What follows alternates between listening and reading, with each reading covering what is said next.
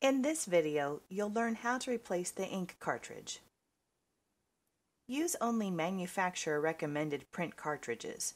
Recommended cartridges have been safety evaluated and will not damage the machine. When the display shows that it's time for the ink to be replaced, open the cover. Release the ink cartridge to be replaced and remove it.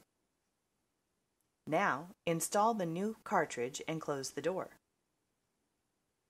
When discarding used ink container, please contact your local sales office or discard it according to the requirements of your local municipalities. Please see our local company website for information on the recycling of supply products, or you can recycle items according to the requirements of your local municipalities or private recyclers.